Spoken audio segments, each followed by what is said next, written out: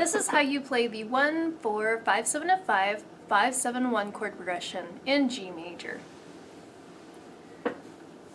As we've been doing with the other progressions that we've learned in the other keys, we're playing our left hand just on the roots.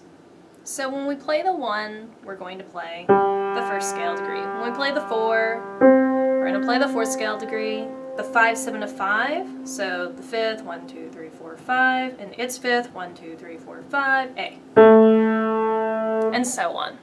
In the right hand, we're playing the chords starting with the 1 in first inversion. You'll notice that each time I teach you this progression in a different key, I change it slightly. It's because the actual voicing of the chords doesn't have to be the same every time. The important thing is that you're using the notes from the chords. Alright, so let's start with G major for the 1 chord. So left hand on the bass, right hand on the first inversion. To go to 4, you're going to take your bottom 2 notes in the right and go up a step. So up to C and E, and then G still on top, so that's C major. And of course we're just playing the roots down here.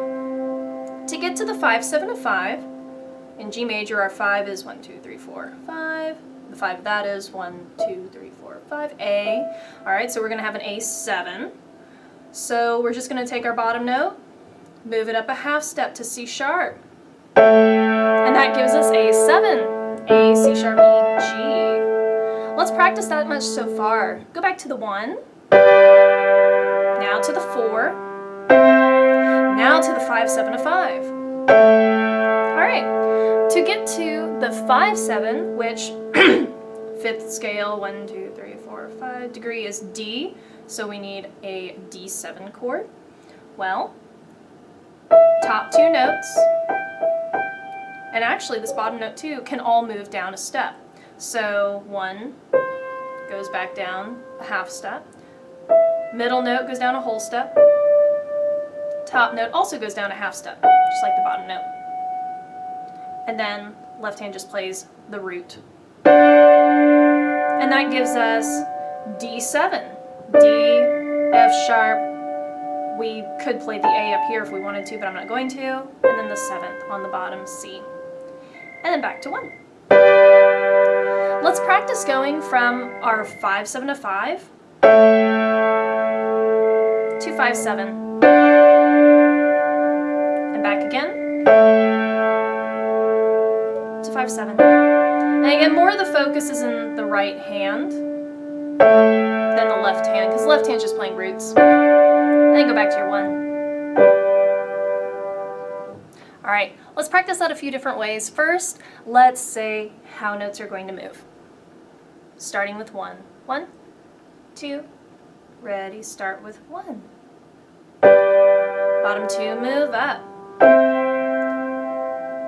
Forgot what I was doing. Bottom, move up. Everything move down. And back to 1.